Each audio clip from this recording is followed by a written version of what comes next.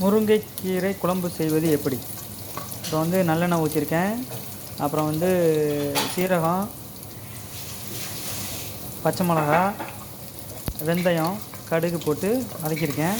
அதுக்கு அடுத்தபடியாக வெங்காயம் கொஞ்சம் எடுத்துருக்கேன். தக்காளி ஒரு 2 தக்காளி, கீரை வந்து இது பண்ணி வச்சுருக்கேன். சரியா? இப்போது அடுத்தபடியாக நம்ம வெங்காயத்தை போடணும். சரியா?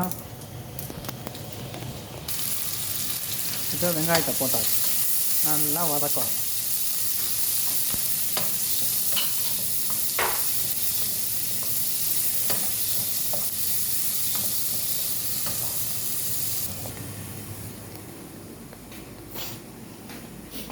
அடுத்தபடியாக கீரையை கழுவி வச்சுருக்கோம்ல, அதை எடுத்துக்கிறோம். சரியா? அதை எடுத்துக்கிட்டு பக்கத்தில் வச்சுக்கிடுவோம். இப்பொழுது தக்காளி எல்லாமே நல்லா வதங்கிடுச்சு. சரியா? அடுத்தபடியாக கீரையை அள்ளி போட்டுருவோம் நம்ம.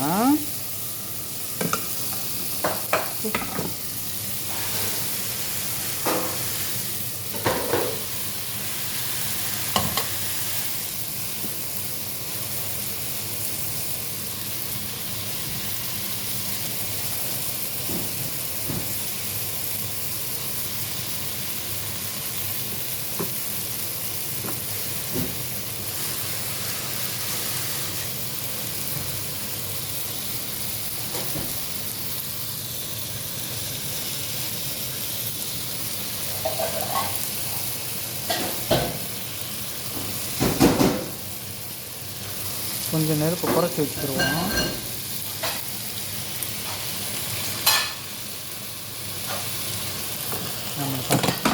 அடுத்தபடியாக நல்லா வதக்கிடுவோம். கீரையை போட்டுட்டு மூடி வச்சுருவோம். சரியா? அப்படியே வந்து அந்த தண்ணி கொதித்து அந்த தண்ணியிலே கொஞ்சம் வேகும். நம்ம அதுக்குள்ளே மசாலா பொருள் எடுத்து ரெடி பண்ணிடுவோம். இப்போ பிடிக்கிற நிலைமைக்கு வந்துடுச்சு. ஓகே, பரவாயில்ல. இருந்தாலும் ரெடி ஆயிடுச்சு. சரியா? அடுத்து மஞ்சள் பொடி போடணும். மஞ்சள் பொடி எங்கே இருக்குது? மஞ்சள் பொடியே வந்துடு.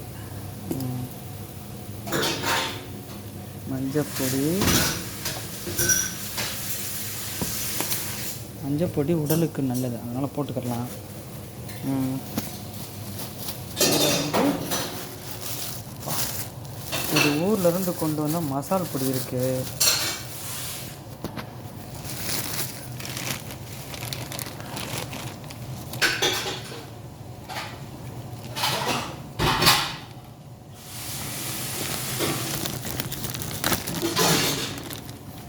மசால் பொடி நல்லா உரப்பாக இருக்கும், அதனால் ரொம்ப போட வேண்டாம். நம்ம வந்து ஒரு 6 ஸ்பூன் போட்டுருவோம். சரிங்களா?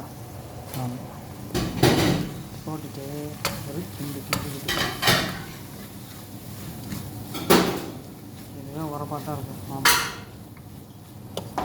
நல்லா உரைக்கும் மசால் பொடி.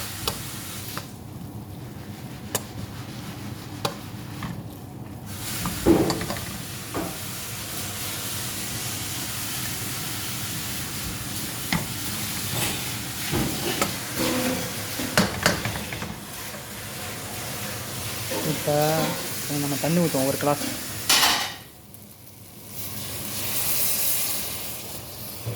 கிளாஸ் விட்டுருக்கேன். தண்ணி எப்படி இருக்குன்னு பார்ப்போம். சரிங்களா? இப்போது இன்னொரு கிளாஸ் தண்ணி விட்டால் தான் நல்லாயிருக்கும். இப்போ இன்னொரு கிளாஸ் தண்ணியும் விட்டாச்சு. நிறைய இருக்கிற மாதிரி இருக்கும். போதும்.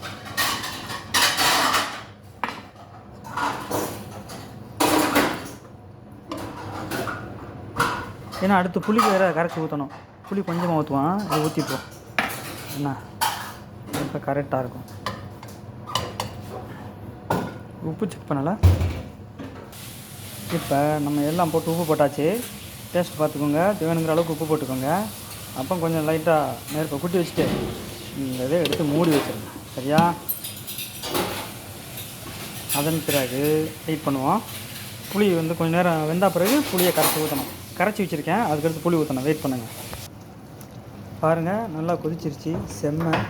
இப்போ புளியை கரைச்சி வச்சுருக்கேன்.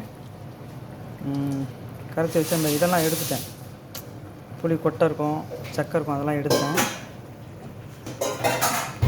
வேணுங்கிற அளவுக்கு ஊற்றிக்கோங்க. சரிங்களா?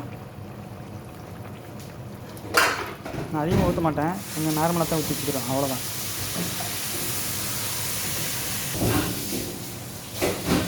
ஸோ கரண்டி எடுத்து கிண்டி விட்டுட்டு, சரியா,